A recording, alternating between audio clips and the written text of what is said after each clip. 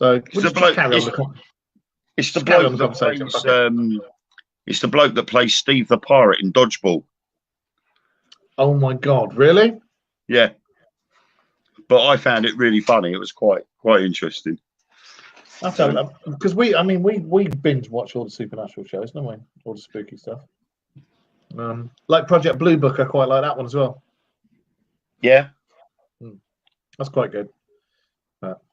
For those of you who are watching, hello. Sorry, we're in mid-conversation. We'll get to you in a minute. Wait your turn. So yes, next week Chinese ghosts and thingy bobs and ghoulies and shit, and then the one after we'll do our favourite paranormal shows that we like, or paranormal and sci-fi. Yeah, I would stick with sci-fi. I think we need to stay away from the paranormal ghost shows at the moment. I think we need to sort of. Yeah, I think that may be. Theme, I think that may be opening up a bloody great big barrel of Dark Mirror's wit and charm. Yes, especially after the last couple of days of live feeds and radio broadcasts that I've been doing. I've mentioned certain shows quite a bit, and I'd rather not. So. I must talk on a totally different. Thank you to everybody who's watching us on Facebook as well. Facebook, YouTube, all of it. You know who you are. Anyway, yeah, I was in a few. I'm in a few, as you know, UFO groups and paranormal groups. Yeah.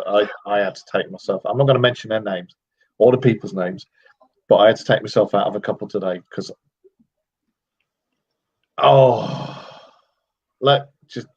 No. I think some people join these UFO groups deliberately to wind people up and to sort of push you up a garden path that you know full well isn't the right one to go down, but they still try and push you in that direction anyway, and it's blatantly obvious after a while, and then when you react, they act wholly innocent.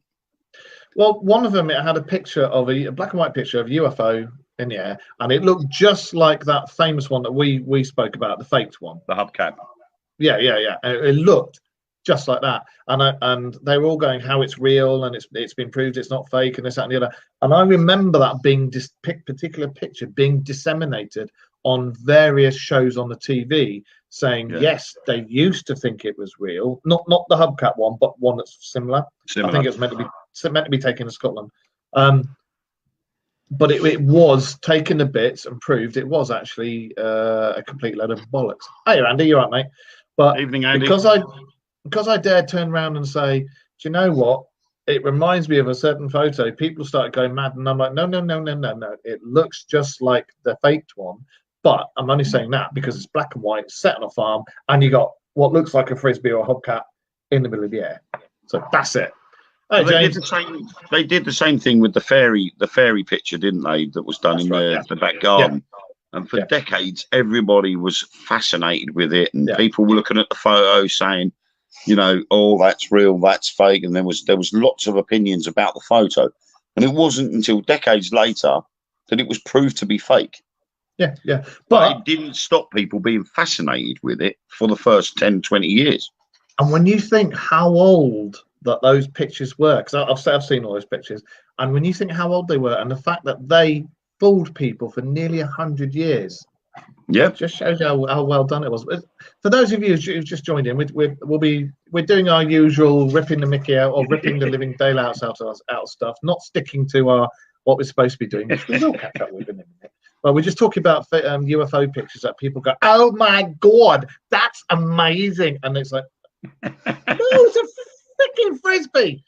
Yeah, you know, but like very similar to the first lot of video footage that came out of the Starlink satellites being launched and them getting into formation. Everybody was going into that and going, "Oh my God, the aliens are coming!" And you're like, "Oh my God, they're not." That's Starlink being put into position, and depending on how many satellites he insists on putting up there, you're going to get a ruined view of stars because it's going to be full of Starlink going backwards and forwards across the sky. Well, it's like I I don't know for those of you who keep up in the UFO news, but the last couple of weeks there was all those. I sent you some of those pictures, didn't I? And I said, "This is Starlink. What the hell?" And it was a string of satellites in a row, seen all over the world, not just over here, all over the world, and people were taking photos and going, "Oh my God! Oh my God! It's an armada!" And it's like, fucking Elon Musk stuff. What are you doing? And all these people are going, "Oh, they're coming. They're going to sleep with our food and eat our women. Oh my God!" What's wrong with you? There was one guy. He actually posted a very small video because the International Space Station doesn't stay in view for long, and it takes 90 minutes for it to go right round the Earth. But this guy posted this video of the International Space Station going over, and it was at an angle where it was really, really bright. So, of course, it's flown over, and this guy's gone, "Oh, my God, it's got to be an alien because there's no flashing lights on it, and I can't see these flashing lights." And next minute, this comment comes up, "Do you believe in UFOs?" And he was like, "Well, I do now because I can see this one." And the bloke turned around and went, "Do you actually pay any notice to the International Space Station or the NASA projects or anything like that?" And he went, "No." So the bloke goes and replies, check on this website. You'll find that the International Space Station will be flying over your area every hour and a half. And it was, and the bloke then posted a picture of the trajectory, the path that the International Space Station was flying, and it went right over this bloke's house. Well, it's like, and it was like, "You've been scuppered, mate," and he still wouldn't admit it, even though the video and the map of the path that the International Space Station was going to take took him right over this bloke's house at the exact same time. This bloke did this live feed saying he'd seen an alien spaceship. It's like every December the 24th, every year without fail, every December the 24th, roughly just around midnight, you get loads of people standing out in their back garden saying an alien's just gone over. I don't know what the fuck that's all about. Just saying, I'm putting it out there. All right.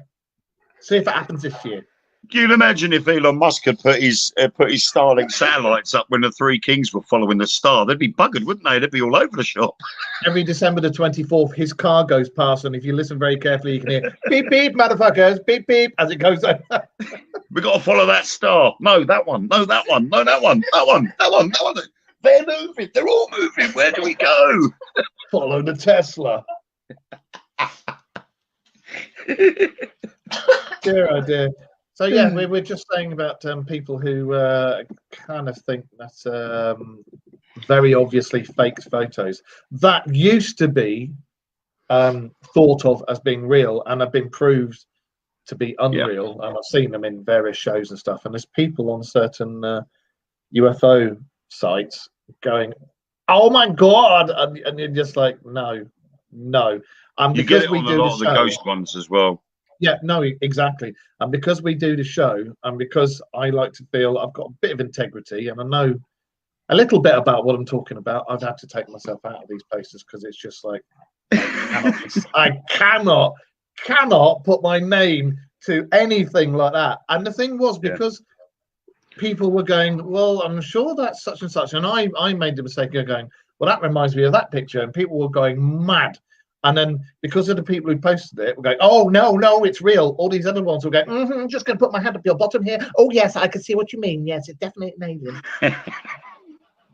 So I was just like, and I was just like, no,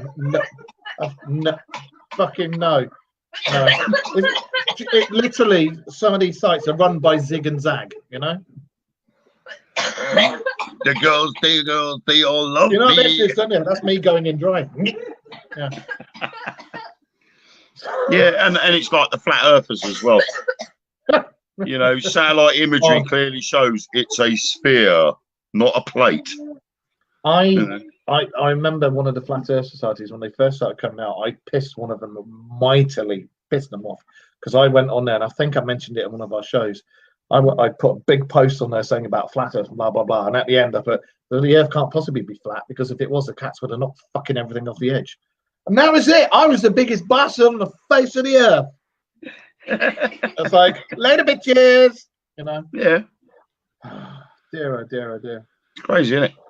But yeah, it's amazing just how, with things like the supernatural, paranormal, any genre of it, it only takes one person to think that something that is glaringly not real is real, and then you'll get all these sycophants coming on and go, "Oh, leave him alone! It's obviously real. Oh, it's the best thing I've seen in."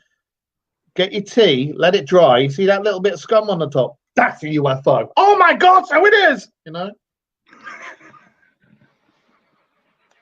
Jeez, I might do that later. Actually, I might throw one of the plates that we don't want, and I might throw it out in the garden and take a quick picture.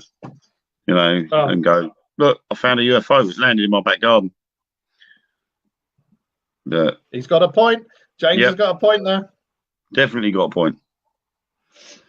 So maybe I will take a picture of that plate and send it over to America and go, here, guys, look what I've got in my back garden. You know what? Next time I come down to see you. Just let the money come in, please. Let it come in. Next time I come down and see you guys, we've got a frisbee somewhere. I will paint it in UV paint. We'll get a UV spotlight and I'll lob it and you can take some photos. Sounds like a plan. Well, that's pretty much what most people are doing at the moment. It's either that or we could find half a dozen of the hubcaps that land around down our street, you know. Well, just go and find where these bloody pictures are taken. You'll find loads of the bastards lying around. They'll probably all come off my street. Well, not very long because we'll be moving soon, won't you? Thank God. Yes. Yeah, we're going to have to. Now we can all start seeing each other and stuff in the summer holidays because we don't work in the summer holidays. If it's all right with you, I'd like to come down and we need to go and do a UFO watch or something. Yeah. We could even do a live from a UFO watch. Yeah. We had that like on Saturday when we were at Dunwich filming. We actually stood on the beach, and because there's no street lights at Dunwich, it was completely clear.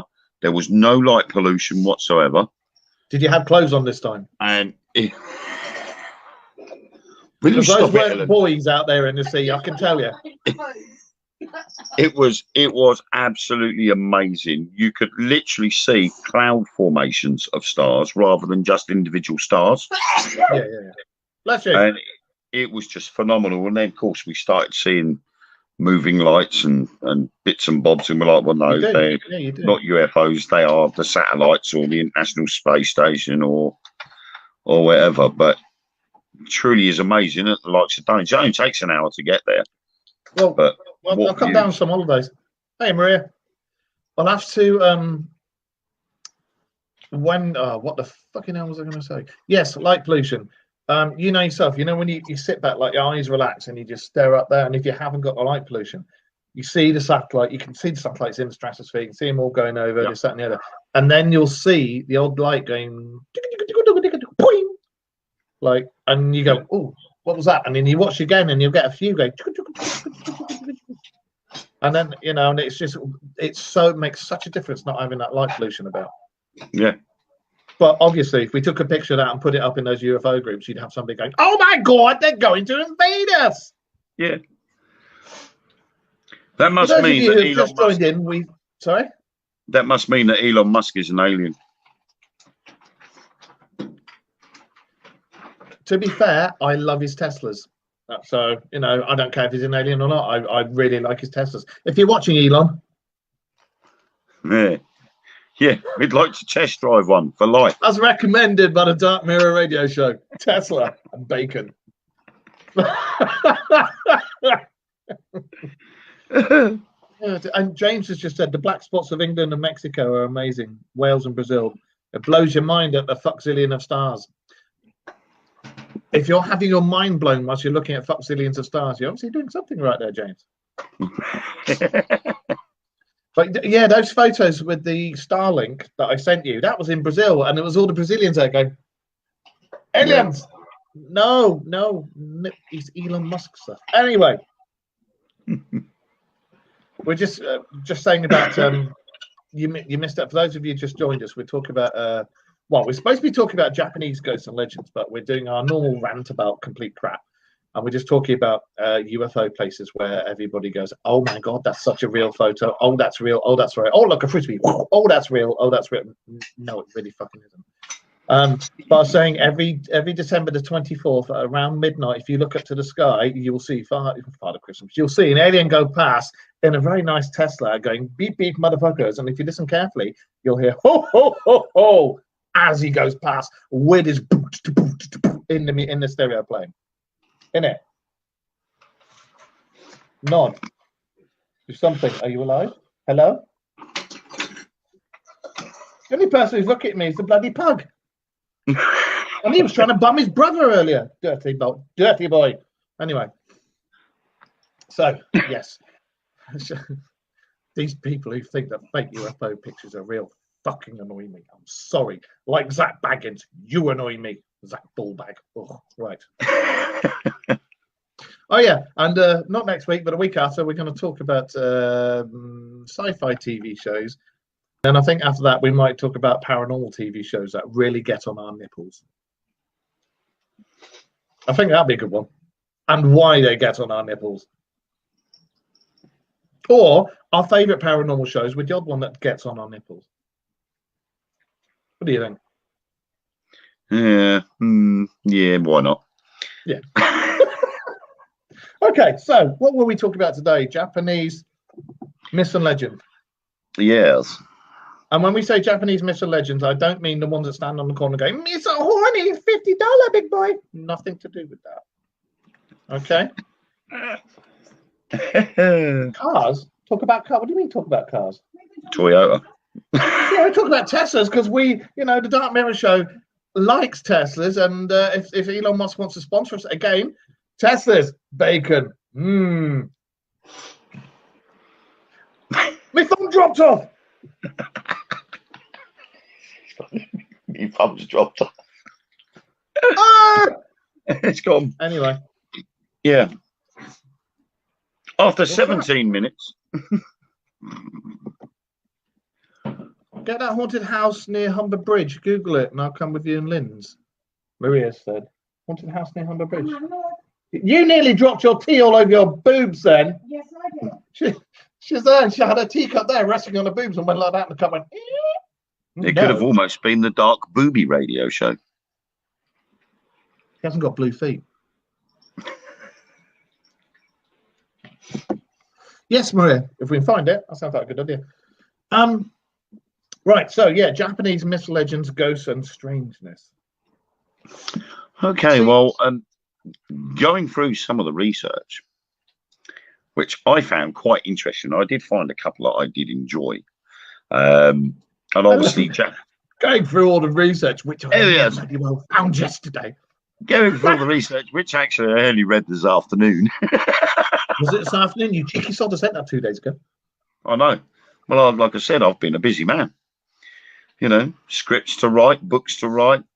Oh, yawn. This is what matters. Schools to ostracize. I'm going to have fun next week with schools, but never mind. That's another conversation. Do you practice magic? I'd love to. then how on earth are you going to turn a school into an ostrich? It's quite easy. I'm going to go up there with a big vat of tar and a big vat of feathers, and I'm going to coat it with tar and then chuck the feathers on it. Do you know what? This is completely nothing to do with this. Is a long time ago. One of my daughters was being bullied in one of their schools. Badly bullied, and because she turned around and stood up for herself and literally picked the boy up and threw him over 2 desks because he kept coming. It was can't remember where he's from. He kept coming up behind her and pretending he was doing stuff to her. Yeah. And she kept saying to him loads of times, told teacher's like, no. And it all turned out because the guy was from a different country, they were letting him get away with it. I went in there, and the headmaster is one of those that talks down to you, talks to you like one of the kids.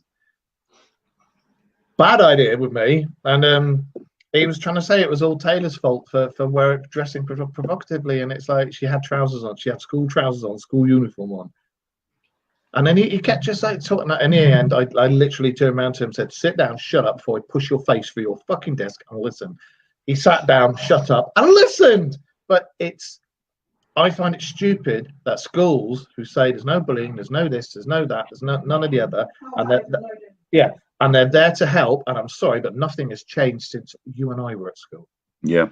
It's still that bullying will always be there, and you'll always get the idiot teachers who go, no, we don't have any bullying yet. If your kids turn around and stand up for themselves, they're the first ones to get done, and you're the first ones to get called in. And I'm sorry, I don't agree with that. And I found something out today, regards to schools. I know we've gone off a subject here, but I found something out today, and it was always a thing when I was at school. That you know you're not supposed to wear those netball shorts, don't you, mate? Kids would turn around to you and say, the school isn't allowed to give you an after-school detention without giving you 24 hours notice. That's right, they're supposed to, but they don't. I found out that is not actually a legal requirement. Schools do not have to give any notice of an after-school detention, and that's on the government website. Well, that's just plain wrong. Yeah, it is wrong. It is wrong because, I mean, when I got told at 1:30 this afternoon that my son was staying behind at 2:45 for an after-school detention because he didn't do the homework that he couldn't physically do, I went off on one and I phoned the school and told them, no, he's coming home at 2:45, whether you like it or not. And I'm now going to be going in on Monday and I'm going to be reading them the Right Act. Yeah, and they're going to be told they either sort their lives out or I'm pulling them out of school. I'll homeschool them if I have to. It's schools, and it's never going to change. In 2 or 3 generations' time, you're going to have whoever takes over from us sitting there saying exactly the same bloody thing. Yep. Did you find that house that Maria was on about? You found that house? Okay. She says it looks okay, so we will see what we can do and see if we can get to see it. Anyway. So, Japanese, would you like to talk about kuchisake or no? Yes, I'll talk about chukisake on the come on about Yoko. No, you dirty boy, you talk to me in that accent. Oh. I'll continue in that accent if you like. If you ever find yourself alone on a quiet, foggy street in Japan, you should probably rewind for the nearest puppy-rated press. God's sake. Because you might just encounter kuchisake onna. At first, you probably won't be too upset about running into this woman who seemed to just appear out of thin air right in front of you. She's gorgeous and demure, wearing a white surgical mask over her mouth because obviously she's concerned about pollution. This may ring bells with you guys in the chat room now. Surgical mask and everything. And obviously coronavirus went back donkey's years. She asks you, "Am I?" Been a long time.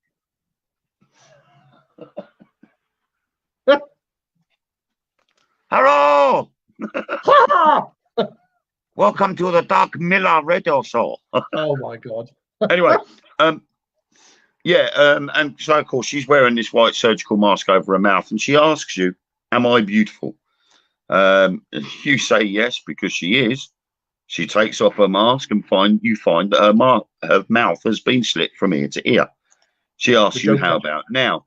Well, then you have 3 choices, and each choice has a result. Listen carefully. If you say, actually, let's put it to the listeners. You have the 3 choices: yes, no, or maybe. If you type in the chat, yes, no, or maybe, on whether, if she asks you if she's beautiful, what would you reply? And we'll come back to that in a little bit. Yes, no, maybe. Because I find it quite an interesting one, and it will be obviously depending on what people say, or depending on whether the end result is there or not.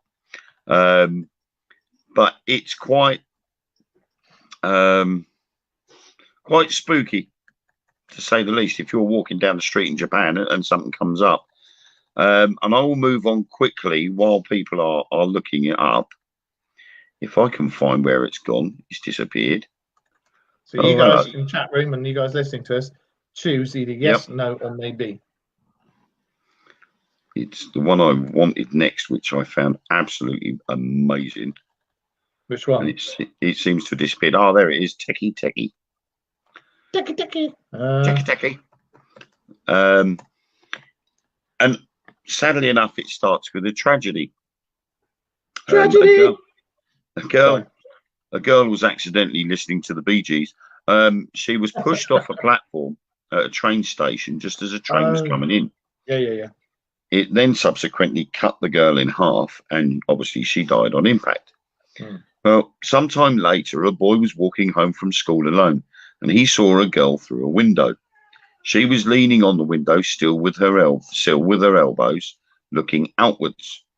When she saw the boy, she pushed herself through the open window, and there was nothing the boy could do except stand there horrified. He had just seen a girl fall from a window, and on any other day, that probably would have been his low point. It might have been the low point of his whole life if he got to live it. See, after the girl had hit the ground, the boy then realised something. She had no lower body. And as he was trying to process this, the girl pushes herself up with her hands, started crawling towards the boy. She was at his feet before he had time to run. He didn't even realise what she was carrying until the scythe was midway through his waist. As the two halves of his body fell to the ground, it was the sound that she made as she dragged herself towards him, tick, that he heard last. I think it's probably something to do with the dialect there. I think it probably sounds like something else. Oh, ducky. It was more like... She'd been cutting off. All her intestines would be slopping along the road. It would. I'm terribly sorry there's a cat's butthole on show here right now, but, can you get out of the way, love? Yeah. Well, I've got a sneaky suspicion that nobody in the chat room is actually going to reply to the first one. No, I think they've all nodded off. So, anyway, regards to the lady with the surgical mask asking if she was beautiful, your three choices were no, yes, or maybe. If you'd have said no, she would have sliced your mouth from ear to ear with a pair of scissors, giving you a beautiful smile just like hers. Yeah. If you then said yes, she allows you to leave, and you then think you've gotten off the hook. But when you arrive home, she appears again and kills you in your own doorway. Or if you say, oh, James is still here. Hi, if you say maybe, this confuses her, you run. She's so flummoxed that she doesn't chase you and you escape. So if you come across her, if you come across her, she's going to be mightily pissed off that you just did that to her, but she's not going to know what to do. She's going, oh, I want this mess, and you can leg it. Basically, if any Japanese woman walks up to you with a face mask on and she says, "Am I beautiful?" just say maybe and run for it. She was on. I said to you, didn't I? She was on Supernatural. There was an episode with her, and she was on. It was Grimm, wasn't it? Yeah, she was on Grimm as well, and they stuck to the legend quite well in that. And it was some girl whose plastic surgery had gone wrong, and she actually died, but the surgeon had buggered up. So yeah, it was all to do with that, and it was quite good. But I think if a Japanese girl came up to me in the middle of a dark alley and said, "Am I beautiful?" I'd have to be like, and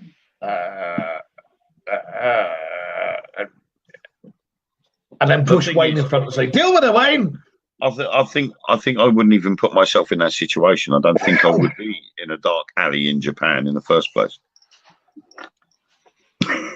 Well, yeah, to be honest, if you're down a dark alley in Japan, you're probably looking for a particular vending machine. But yes, yeah, I don't particularly like that idea. No. The girl from the Gap. And when we say the girl from the Gap, we don't mean that girl that sells you cheap clothes. Okay. I didn't think Gap were that cheap, to be honest. It depends if you go and buy boxer shorts or socks. Boxer shorts or socks, it's not too bad. If you want to buy a pair of jeans, and fuck that, I'm going onto eBay. The girl from the Gap.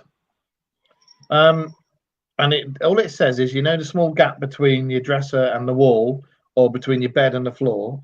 Don't look in there, because if you see a pair of eyes staring back at you, you're in trouble. Well, no shit, Sherlock. I think there was trouble. Or I'd be like, the cat's under the bed again. The first time you see the girl down the kitchen. I think I'd be running down the kitchen to make a fry up. They must be really thin. Sausages. The first time you see the girl looking at you from a small gap, she'll ask you if you want to play hide and seek. You don't really have a choice. Even if you say no, you're still locked into a game.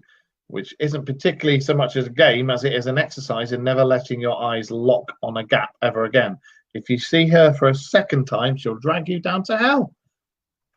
Lovely. Could do with a The holiday. Japanese have very strange urban legends and ghosts and things. Like when you go into their proper legends and stuff, and you look at some of the things they've got in there, it's just like, what's wrong with you? Seriously, you know? Yeah, I mean, it's I don't know. It's like, I suppose in a way, it's like the haunted forest near Mount Fuji, isn't it?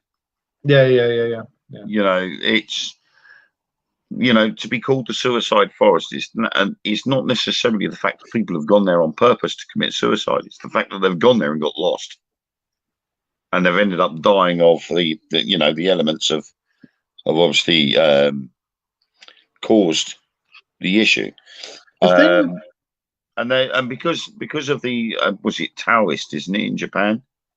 Yeah, Taoist. To be honest, it's Taoist, Buddhist. Yeah, I think Taoist is the predominant one, isn't it? Yeah. You know, their superstitions are rife, and of course they add that to what's been going on there, and as a result, it kicks off, and it becomes then that urban legend, like with the suicide forest. You know, it's just a normal forest, but it's because so many people have died there from getting lost in the woods and not being able to find their way out, that they've gone up. Vengeful spirits have got them. You know, it's you've gone into an area that they don't want you to go in, and so they've taken your soul away. Well, have you seen that program about it? You've got a guy that has to open the cars up because they're left there with notes in them, and then you've got the other guys that go into the forest and find them, and then when they do eventually find them, they find them strung up and this, that, and the other, and they've left notes and tents and stuff, and you can. And they were saying that most of the people who go in there, have been there.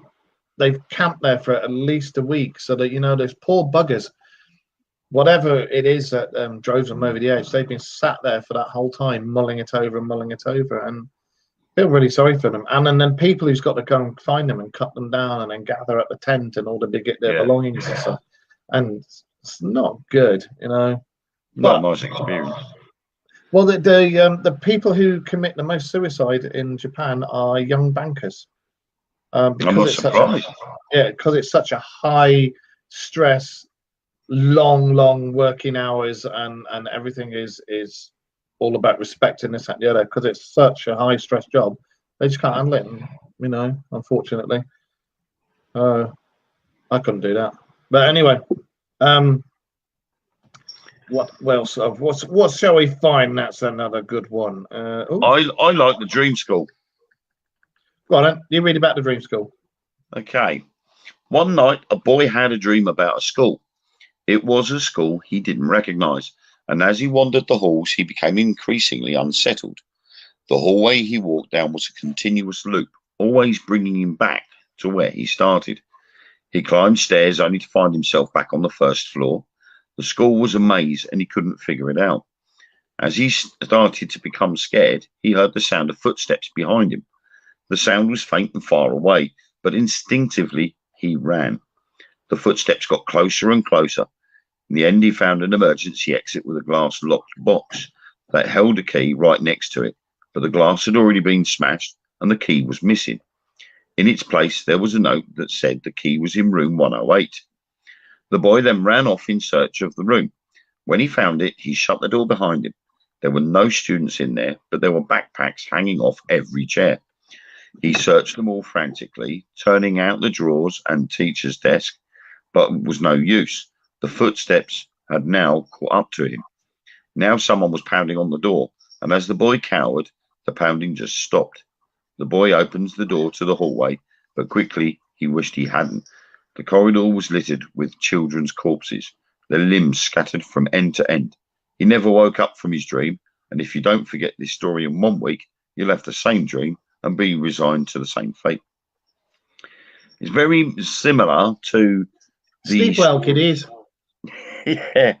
It's very similar to the story about the videotape, wasn't it? You watch this Yes. video, within Yes. 7 days you'll die. Yeah. The Ring. Is it? Yeah, the Ring. The Ring. And then you get the creepy girl come out after you. I can't stand the films myself because obviously that spawned an issue with loads of people pasting the girl on their staircase and then going, oh look, I caught a ghost on my stairs, look. And you're like, yeah, whatever, you've just watched The Ring. You know, if you're going to put a ghost in a picture, at least put a ghost that no one recognizes. I've just read about a particularly strange one. I think you'll probably agree. Himuro Mansion. Oh yes, near Tokyo. Well, just outside Tokyo. A little odd. So, all you cats and kittens, I'll read it out to you. What was it again? Himuro Mansion. Right. If you believe this legend, there's a secluded, abandoned mansion just outside of Tokyo where a series of brutal slayings were carried out. The family who lived there would carry out a sick practice called the strangling ritual. Fans of Michael Hutchins might have heard of that. They believed there was a portal on their property that brought them bad karma for winning the earth. So in order to seal the portal, they would choose a local village girl at birth, raise her in isolation, and then tie her wrists and ankles and necks. Oh, Jesus. Wrist, ankles, and neck to 5 oxen, which would rip her limbs and her head off her body. They would then take the rope, soak it in her blood, and lay it at the entrance of the portal. This protected them for 50 years. But something went wrong during the last ritual. The woman who was supposed to be raised in isolation had formed a bond with a man who tried to rescue her. Because of this, the ritual didn't work, and the patriarchs, or the fathers, slayed his entire family before falling on his own sword. That was accidental. Now the mansion is said to be haunted by his family, and rumor has it that the walls were splattered with blood, fresh blood, and the blood of the unfortunate people who go looking for the mansion, looking for a thrill, not knowing that the ghosts of the family are waiting for the next victim of the strangling ritual. How can you call that strangling ritual when it's just ripping you to bits? Yeah, that's a disembowelment ritual, isn't it? It's what used to be a capital punishment, wasn't it? When they ripped you quartered. I said quartered. Yeah, hung, drawn, and quartered. That's not strangling, is it? It's still messed up, though, isn't it? That's fucked up. So far, we've discovered that a lot of Japanese legends are fucked up. They are. Well, they're pretty gruesome, but then they're no different to a lot of these horror films that you see in America. You know, a lot of the American horror films, some of the really sort of extreme ones are really gruesome. There are some nasty ones out there. I mean, I'm not a particular fan of horror, but there's some films out there that even I just will refuse to watch. Just the Green Holocaust. Yeah, no, nasty stuff. Do you want to do one more urban legend and then we'll go on to their proper legends? Right. Well, I like the Purple Mirror, which we are the Dark Mirror. So let's read about the Purple Mirror. If you're over the age of 20, then you're lucky. It's good news. You won't be affected by this story at all. But for all the teenagers out there that think carefully about listening further, a young girl was given a mirror by her mother. The girl loved the mirror and spent much of her time staring at herself in it. The girl was desperate to be beautiful, and she developed an eating disorder trying to maintain her beautiful body and her beauty. Every time she looked into the mirror, she looked gorgeous. After a few years, the girl wanted to redecorate, so she painted the mirror purple. After it was painted, she looked into it and was shocked by her appearance. She was dangerously thin, and her hair was limp and stringy. The eating disorder had taken a toll on her appearance, and now the girl could see that she was not maintaining her beauty. She was sabotaging it. Despondent, the girl threw the mirror on the ground and broke it. Well, shattered it, to be honest. Mm. She was making the final arrangements for her coming of age party on her 20th birthday when she was in a car accident. She perished at the scene, whispering, "Purple mirror, purple mirror." Her parents searched for the mirror, but they never found it. It is said that if you do not forget the phrase "purple mirror" by your 20th birthday, you too will have a similar fate as this girl in the story. So just remember, forget the words "purple mirror."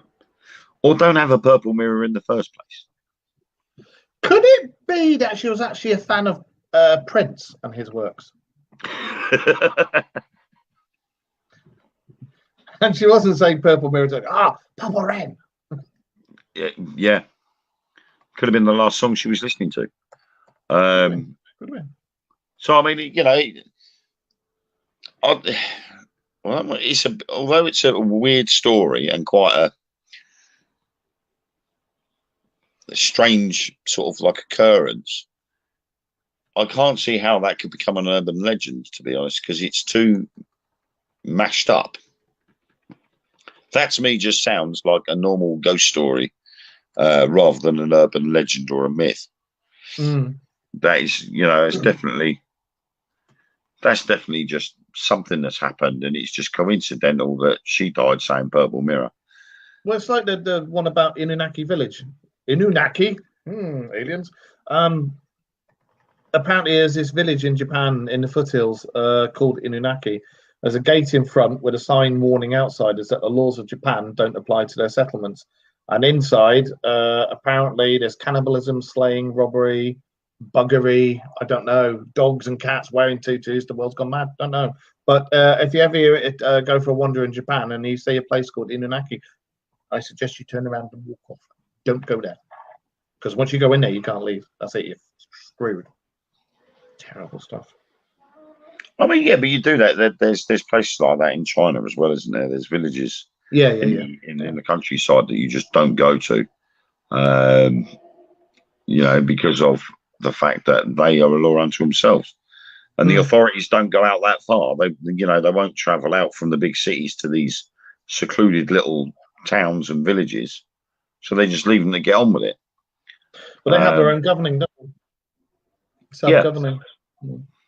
Which is weird, considering when you look at China as a country, and you think to yourselves, right, well, they're communist as such, that they would allow a town or a village in the middle of nowhere to self-govern. So,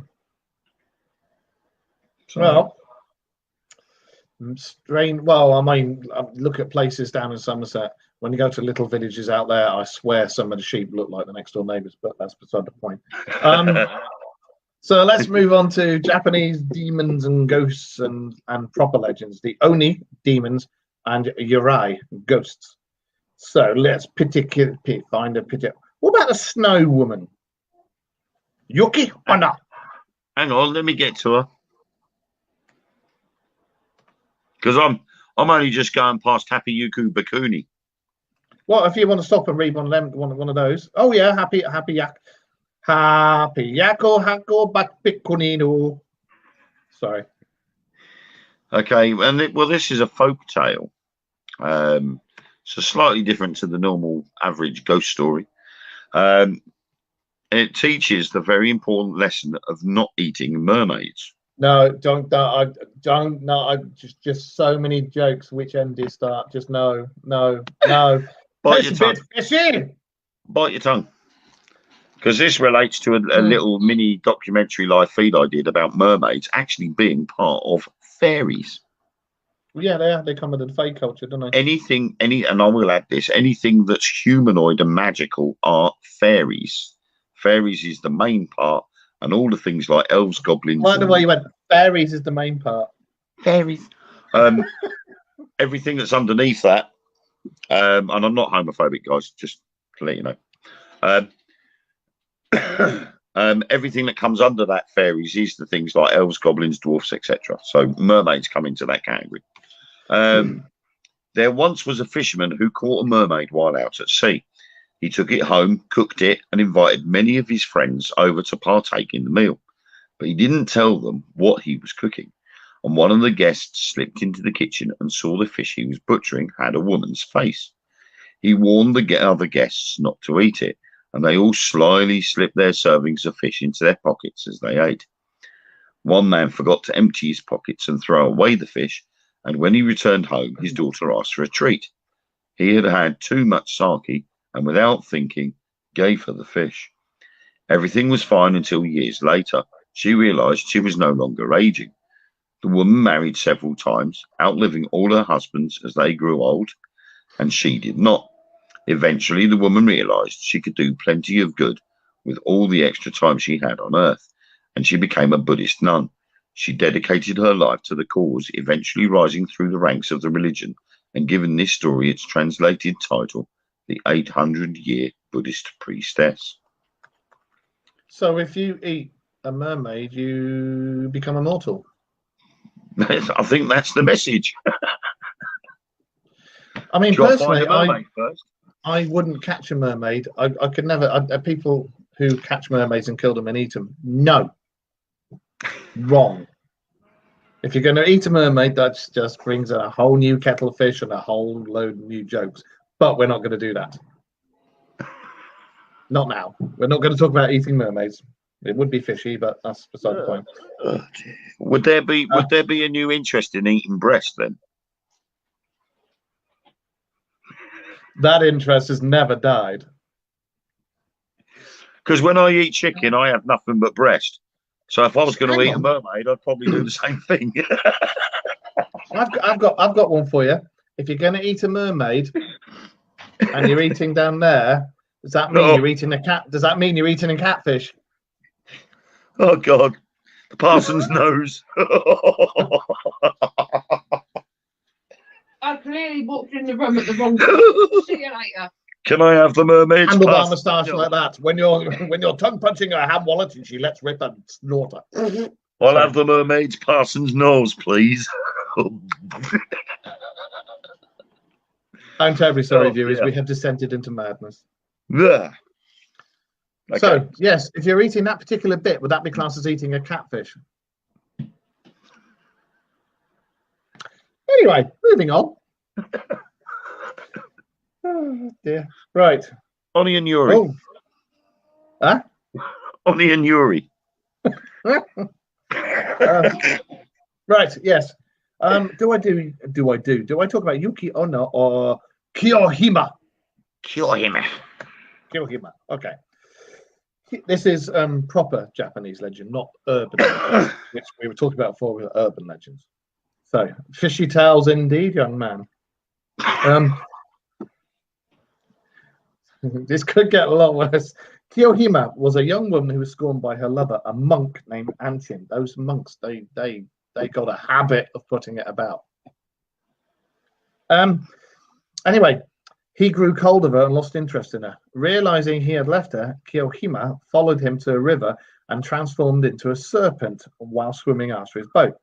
Terrified by her monstrous form, the monk Anshin sought refuge in a temple where monks hid him beneath a bell, so it was a bit of a bell end. Not to be evaded, Kiyohima found him by his scent, coiled around his bell, and banged loudly on it with her tail. She then breathed fire onto the bell, melting it and killing Anshin. Not very nice. That's not very nice at all. No. For whom the bell tolls. Indeed. Yes. Bit of a strange one. Huh? Bit of a strange one, though, isn't it? Really. Well, it is Japanese legends. You know, to turn into a serpent while it's swimming after his boat. Well, he severely pissed her off. True. You know, I never knew monks were like that. There we are. No, I don't think they were. Do you want to talk about the snow woman? I can do. Well, I'll say talk about. I will give you the brief couple of sentences about her. There's not a lot on her, is there? It's only Yuki Onna, or the Snow Woman, as she's known. There are many different variations of this popular tale. It's that popular. We ain't got much writing about it. Yeah. Yuki Onna is usually described as having white skin, a white kimono, and long black hair. Sounds very much like the ghost from The Ring. It does, but I love the way the description of this in here. I think it's quite cool. She appears in snowfall and glides without feet over the snow like a ghost.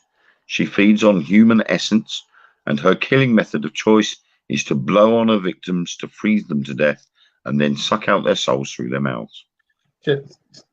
She blows them to death and then sucks. No. Snowballs. She's a vampire. She's a life force vampire, isn't she? Yeah, psychic vampire. I'm gonna lick your life force from your body. And I'm gonna blow on you, freeze you, and then I'm gonna suck your soul out. I can think of better ways to go. Do you reckon she was a geisha girl?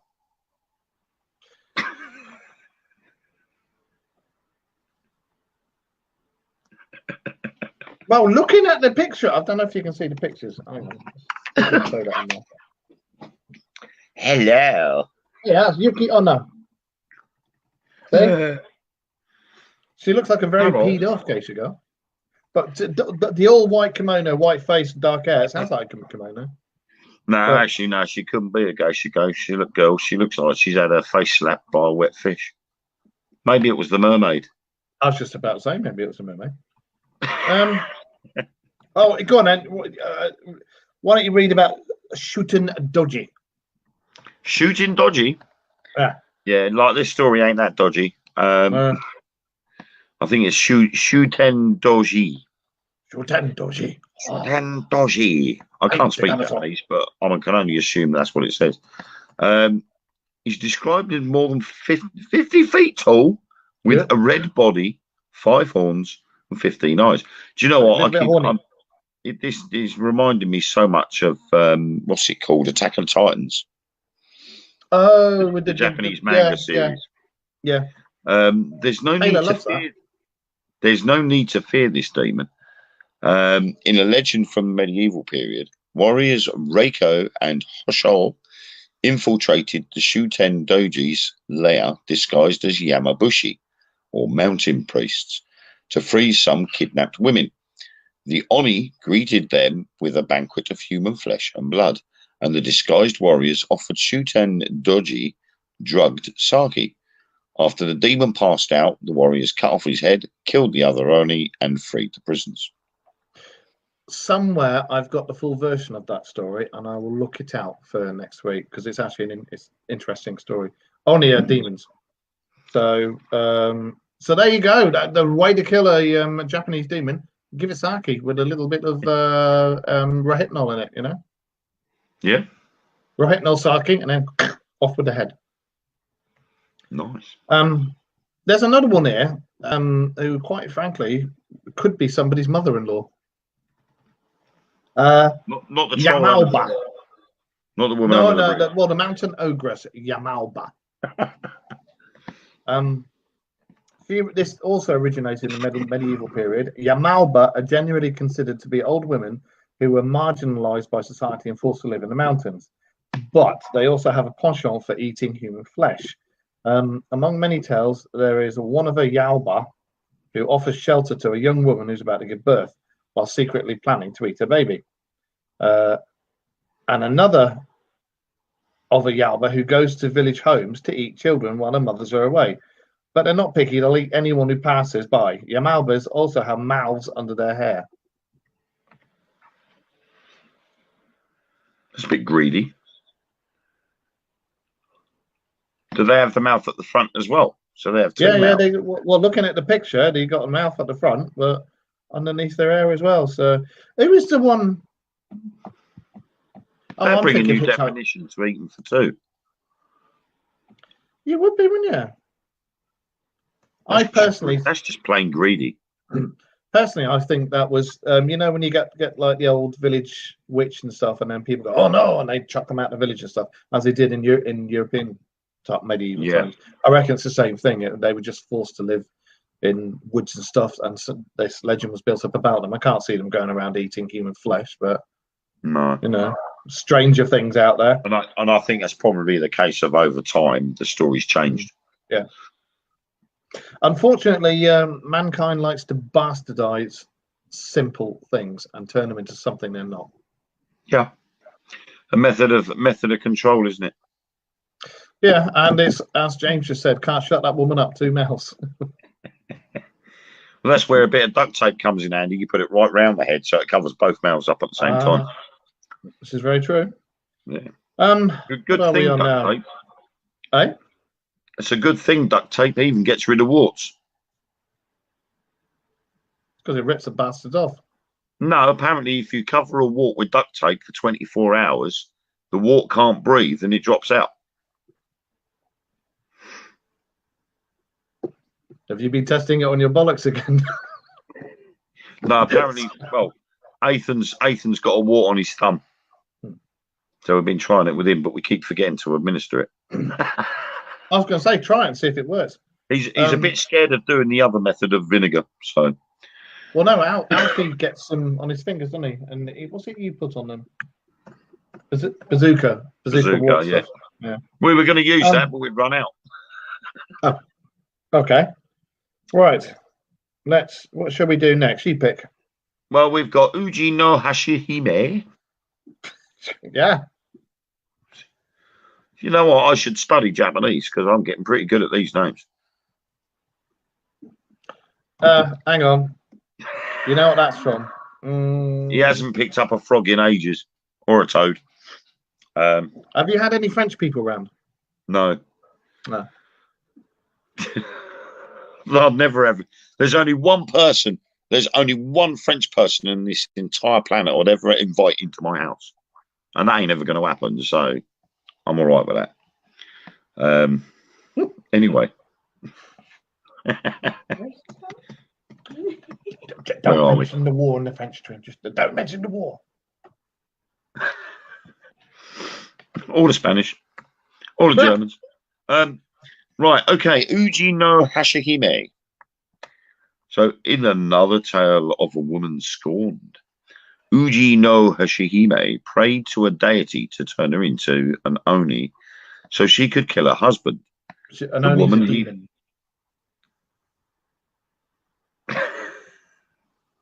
Oh God! It started. God. It started. What have you done, Wayne?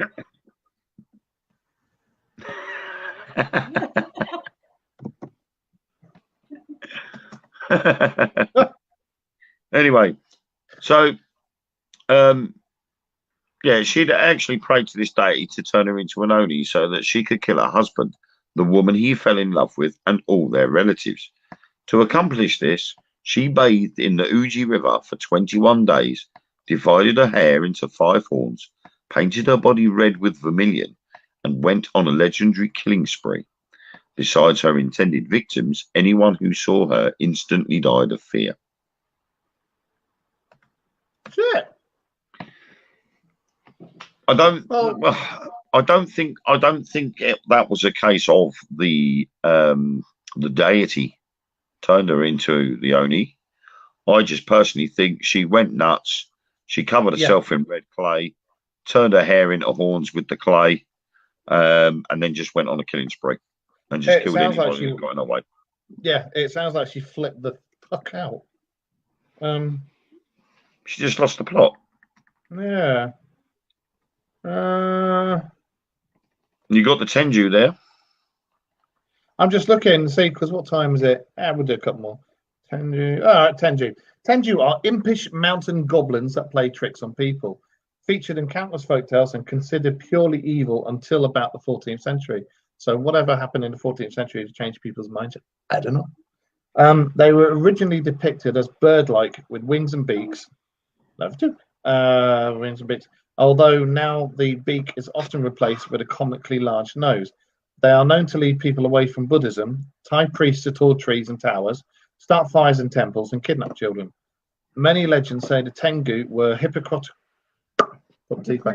hypocritical priests who must now live the rest of their lives as mountain goblins as punishment. Locals made offerings to the Tengu to avoid their mischief, and there are still festivals in Japan dedicated to them today. And the Japanese also have the Festival of the Penis each year as well. Lovely. Mm. So there you go. These priests and monks seem to get up to all sorts of things over there. A bit of dark, sordid secrets going on here, isn't there? I think there was a bit of naughty goings on all over there. Hello, can I help you? Thank you. What's this one? How does Oiwa? Oiwa. Oiwa. I like the sound of that one actually. That one again is a nice revenge story. The Oiwa. Yeah, the Oiwa. Right. A revenge story made popular by the famous kabuki drama Yotsuya Kaidan. Have you ever seen kabuki? No. That kabuki, that's the shadow theater, isn't it? No, it's where they wear the masks and they're on stage and they go Toyo! And they do all that dong dong dong dong dong dong dong, and they wear all different masks and go Toyo! And stuff like that. Okay. Anyway, Oiwa was married to a Ronin, master-class samurai, named Yemon. He went to marry a rich local's daughter who had fallen in love with him, and in order to end their marriage, Oiwa was sent a poisoned medicine. Though the poison failed to kill her, she became horribly disfigured, causing her hair to fall out and her left eye to droop. Upon learning of her disfigurement and betrayal, she accidentally killed herself on a sword. Her ghostly, deformed face appeared everywhere to haunt Yemon. It even appeared in place of his new bride's face, which caused Yemon to accidentally behead her. Oiwa's spirit followed him relentlessly to the point where he welcomed death. That sounds like cyanide. I think it's cyanide because it's a heavy metal, and it causes faces. If you don't kill it, it can melt. Like your bones and everything. So what's one side will droop and this, that, and the other. A lot of the Nazi officers had the cyanide capsules that they were supposed to take, and some of them would crunch down on it, and it didn't work after time, and it literally melted their bones and disfigured them and stuff. That sounds very, very much like that. That was some form of cyanide with the hair dropping out and the face drooping. Yeah. Either way, I'm not surprised you're pissed off. No, it's nothing like a woman scorned. Yeah, and the Japanese seem to. He's got it. James has just said the no masks. Amazing at how fast they change. That was at Kabuki Theatre. They lit, really good. Revenge spirits. I love justice in this world or the next. Yes. What shall we finish with? The Demon at Aggie Bridge. Shall we? Shall we, everybody? Shall we? Yes. Okay. This story begins, as so many horror stories do, with an overly confident man who boasted to his friends that he did not fear to cross Aggie Bridge, or the demon rumoured to reside there, as only demons are known for their ability to shapeshift. The demon at Aggie Bridge appeared to the man as an abandoned woman. As soon as she caught the young man's eye, she transformed back into a 9-foot-tall, green-skinned monster and chased after him. But, unable to catch the man, the demon later changed into the form of the man's brother and knocked at his door late one night. The demon was let into the house and, after a struggle, bit off the man's head, held it up and danced with it before his family, and then vanished. Oh, fuck you. Boink. Nice of her. Yeah. Yeah. Because he said he wasn't scared of crossing the bridge. Yeah. What was that tale that used to be about when we were kids? It was the Billy Goat's Gruff, wasn't it? Yeah. Trip trap, can't cross my bridge. Who's that crossing my bridge? And this, that, and the other. Well, it definitely wasn't that bloke crossing the bridge anymore, was it? He had his fucking head bit off. He won't be crossing no more bridges. No, he bloody won't. Oh, hang on, here's the last one for you. Do you want to read it then? Red Cloak, Aka Manto. That's a nice one to finish on. Oh, the Aka Manto. Aka Manto. With a demon for just about everything, why shouldn't the Japanese have a few of their bathrooms? They have shitloads of demons for their bathrooms. Yeah, we have actually bypassed a couple that were up on this previously. So, Well, we did mention a couple last week. yes, the Akamanto, one of the more popular demons, hides in the woman's bathrooms. In one version of the story, Akamanto asks women if they would like a red cloak or a blue cloak. If the woman answers red, Akamanto tears the flesh from her back to make it appear she is wearing a red cloak. If she answers blue, then he strangles her to death. Unfortunately, if you encounter Akamanto, there may be no escaping. Some versions of the story say if you don't answer or if you pick a different colour, he will immediately drag you to hell. So, bit of a bastard then. Seems a bit familiar to me. Red pill or blue pill? Are we in the Matrix? Does a little bit. Well, there you have it. Japan is full of revenge, and women are demons, apparently. Monks are horny and randy. That seems to be medieval Japan in a nutshell, really. Japan seems to be a very vengeful nation, don't they? Well, they used to be when it was all full of pride and the shoguns, and you had to do this and you had to do that.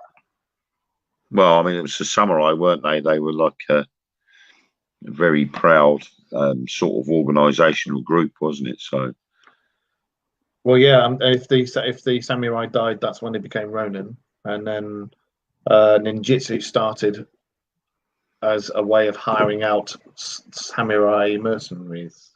yes.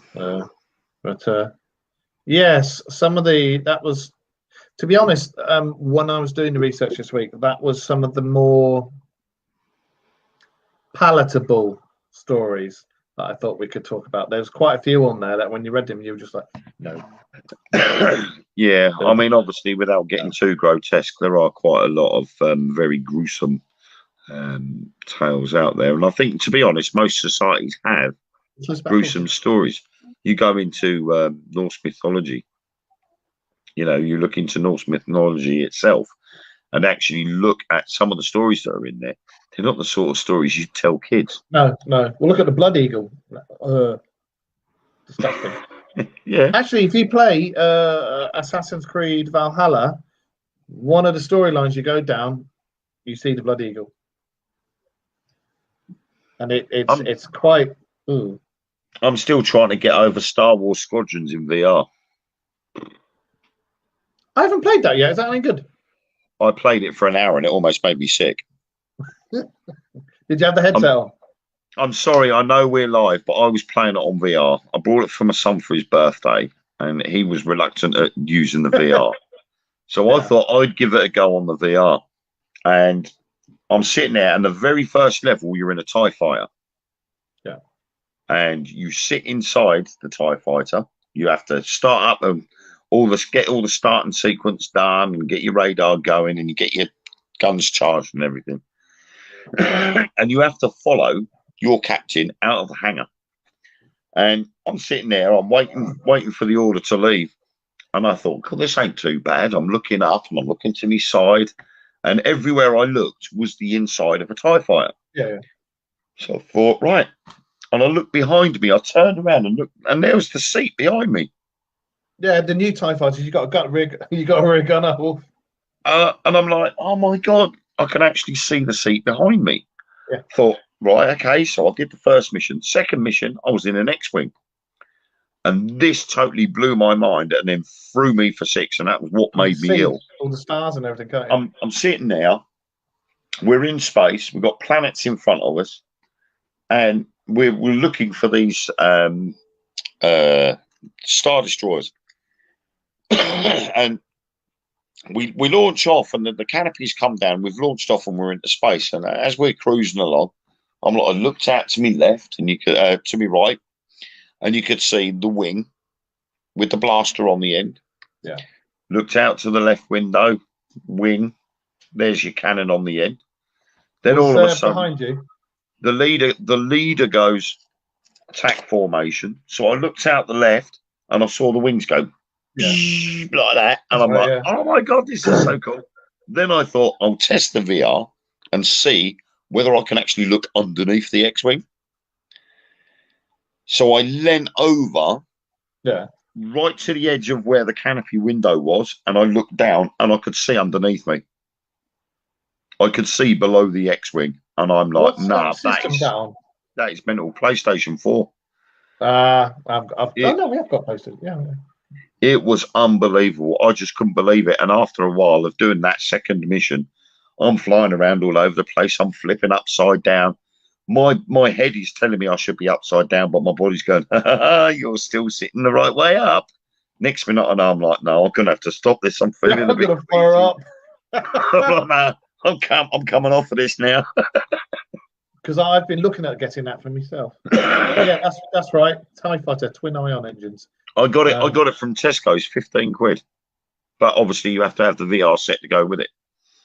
That's not bad. I've got something to show you before you disappear. Hang on, because you know I'm a Star Wars nut. I'll show you something. It's quite rare, this one.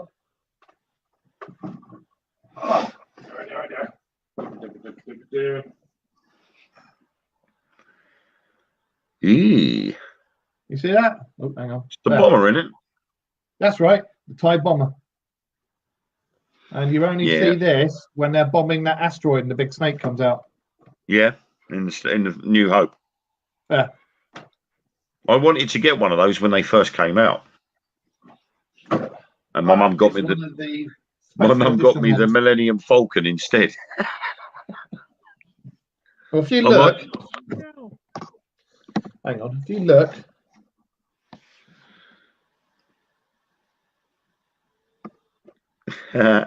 There's Darth Vader's TIE Fighter in the middle, normal TIE Fighter, there's a TIE Bomber, and then there's loads of it in there.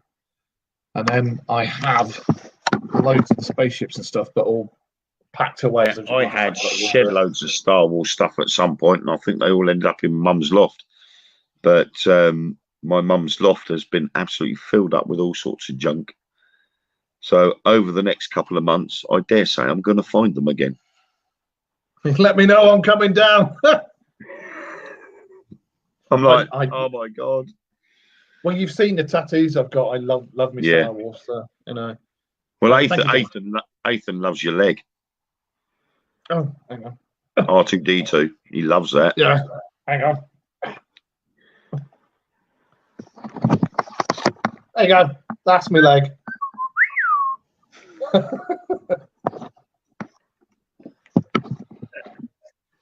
You've seen it first on the Dog Mirror Radio Show.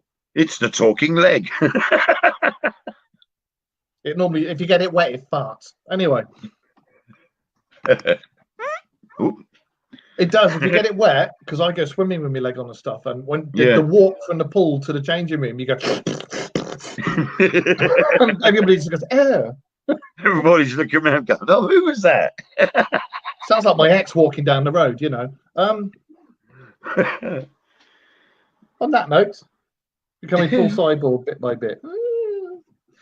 What was I going to say? Right. We are back on Sunday with the rearview mirror, and this time I hope it won't be a big cock up because Taylor's home now. She's upstairs, gone to bed with Finley, but Taylor's home now.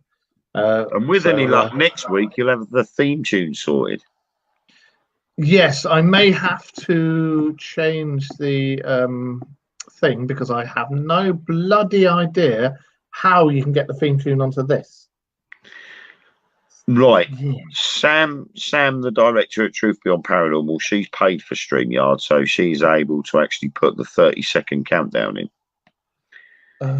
Which actually allows her to play whatever music she wants to put on there. So do you play it through the laptop or? I think she's used the Truth Beyond Paranormal logo, but she's used the music of their choice, you know, the collection that they've got, rather than a specific theme tune. The only other way you could do it, I suppose, would maybe doing it through the Facebook Live rather than StreamYard. Because obviously this links direct to Facebook anyway. That's right. So maybe you'd be able to do it through Facebook and do the live through Facebook and actually play the thing beforehand. I will have to have a tester over the weekend, see what we can Yeah. do. Yeah. Anyway, thank you all for watching, and thank you for watching over on YouTube. We, as I say, we'll be back on Sunday with the Rearview Mirror with myself and Taylor. This young man, what are your shows that are coming up next week? Blimey. Yeah. Yeah. We're hoping that the latest episode of Truth Beyond Paranormal will be up and running by then.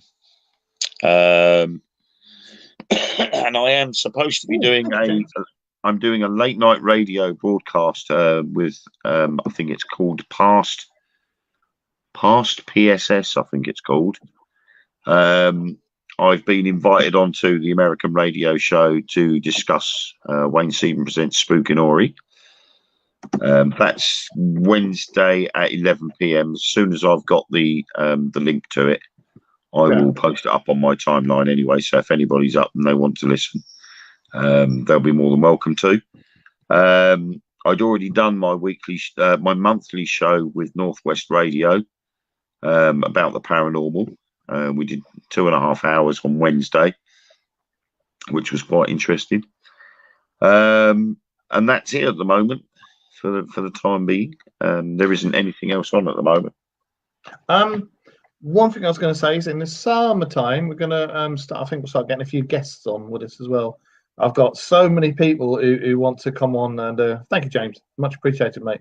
Who want to come on and just chew the fat and chat the crap that we do, and just come on to the marvel that is the Dark Mirror radio show. So I think we'll start having some guests on, and I think James, we should have you on at some point because you know your onions. So if you want to come on and have a bit of banter with us, you're more than welcome to. So on that note, what do you mean, God help us? On that note, in that case, I will see you all on Sunday. And remember, actually, I don't bloody know what time we're on Sunday. Take this. 9 o'clock. 9 o'clock. 9 o'clock. From now on, the Rearview Mirror shows at 9 o'clock. Bugger anything else. 9 o'clock. And are we going to stay at 9:30 or 9? We'll start at 9:30 would be easier. All right. So from now on, the Dark Mirror show is 9:30 every Friday. And the Rearview Mirror show is at 9 o'clock every Sunday. Okay. And this is both in the evenings. So don't set your alarms for the mornings because we won't be there. Right. So it is good night from me. It is good night from him. It is good night from...